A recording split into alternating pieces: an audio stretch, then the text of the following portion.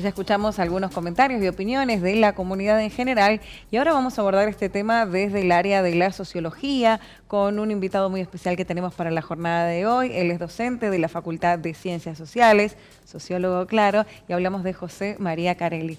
Bienvenido y muchas gracias por estar con nosotros. Buenas tardes, el gusto es mío. Bueno, en primera medida preguntarle qué análisis puede hacer de este breve informe que acabamos de compartir, estas encuestas, y qué opinión en general amerita este tema, ¿no? de si somos o no somos racistas los argentinos. Bueno, primero aclarar que entiendo que eso ha sido tomado en la Facultad de Filosofía. Entonces es un grupo bastante homogéneo y no representativo de la sociedad sanjuanina, ¿no? Por eso la palabra encuesta no sería. La encuesta tiene que tener un perfil que sea representativo de la población y eso no sería representativo. Sin embargo, podemos pensar que lo que está aconteciendo en los últimos días en relación a los medios de comunicación, a las redes y todo lo demás, se habría instalado ese tema en nuestra sociedad.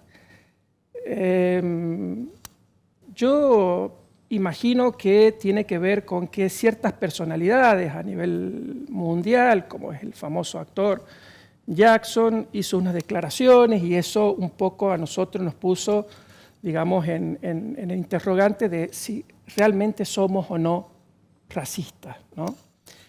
En la medida en que el ser humano valida o entiende que hay ciertas formas de proceder, que hay ciertas formas de actuar, que hay ciertas formas de pensar que son mejores que la otra, y eso está asociado a una etnia, hay racismo.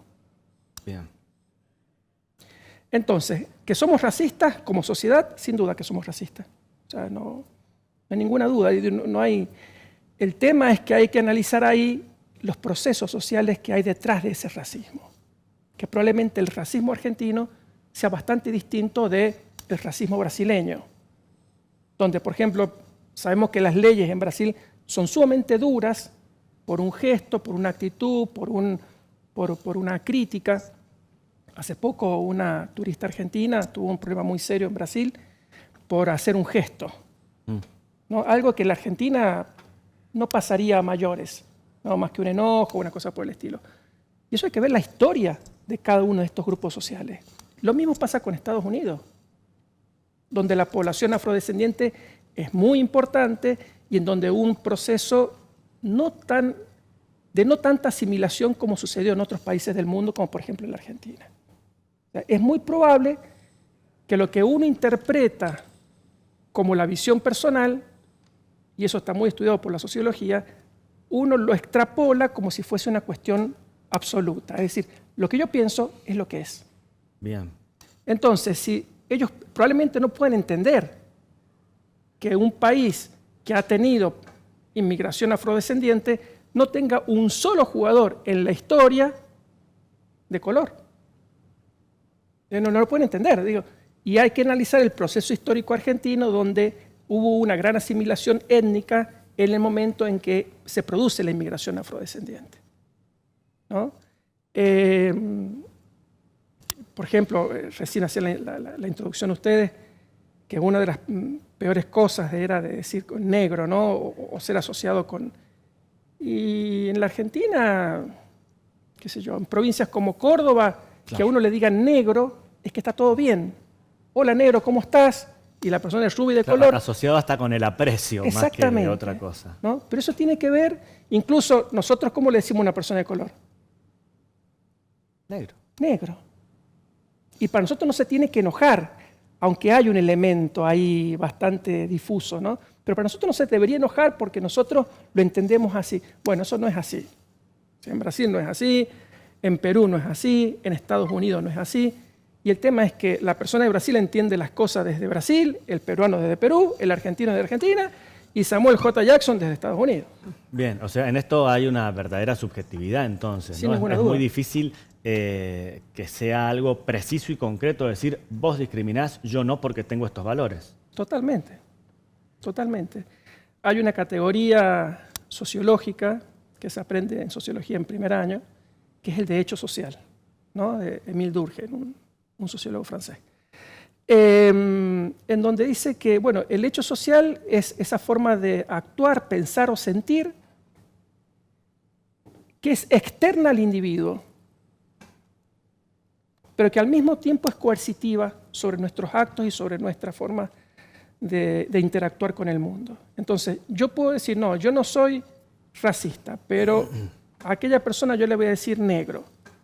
Y esa persona se enoja porque la forma, es decir, el hecho social es lo que entiende o lo que se entiende como una norma constitutiva, digamos, de una especie de contrato social no escrito. Aunque quieras explicarlo, digo, si mañana viene un estadounidense, se comunica, empieza a transitar y vivir en nuestra comunidad, seguramente va a llevar un tiempo para que entienda esa palabra ligada al aprecio y no a otra cosa. Totalmente. ¿Y cómo se desarrollan, cómo se forman los estereotipos sociales y por qué algunos se instalan más que otros y es tan difícil disolverlos? Eso lo tendremos que pensar de acuerdo a la escuela sociológica, a la escuela que nos vamos a posicionar. Ahora, todos coinciden que no se produce de un momento para otro, que es una construcción, que se produce en el mediano y largo plazo, que hay elementos que son por ahí bisagras en la historia de la construcción de esa representación. Y eso, entendiendo el mundial, entendiendo el fútbol y entendiendo lo que estamos hablando, lo podemos trasladar al significado que tuvo el partido Argentina-Inglaterra, en donde ahí sí hay un hecho puntual, que es momento bisagra, que a nosotros nos dice, bueno, miren, la guerra de Malvinas, es decir, antes de Malvinas, Inglaterra no era un rival, digamos, a ganar. Nuestros rivales eran Brasil, Uruguay por el Río de la Plata. O sea, no era Inglaterra. El acontecimiento de la guerra de Malvinas posiciona a Inglaterra como uno de nuestros enemigos futbolísticos, en donde a mí, puede haber sido interesante hacer una encuesta y preguntarle a la gente, ¿qué prefiere usted? ¿Perder el Mundial y ganar a Inglaterra o ganar el Mundial? Algunos respondían, ¿no?, sobre eso y hablaban más sobre el tema de Inglaterra. Eso es un hecho social. Bien. O sea, está por fuera de nuestra voluntad. La gente que iba a reconocer más, el Mundial o ganarle a Inglaterra. Y ahora eso pasa es un hecho lo social. de ganarle a Inglaterra, ¿no? Bueno, ahí está toda la carga simbólica que existe alrededor del fútbol y que el fútbol no es solamente fútbol. Bien. ¿Y cómo se utilizan o cómo se utilizó puntualmente este hecho deportivo mundial para construir relatos de poder? Habría que hacer un estudio, ¿no? Es muy interesante, pero muy compleja la pregunta. Ahora, sin ninguna duda, atrás del fútbol no hay solamente deporte. Es tanto lo que está en juego.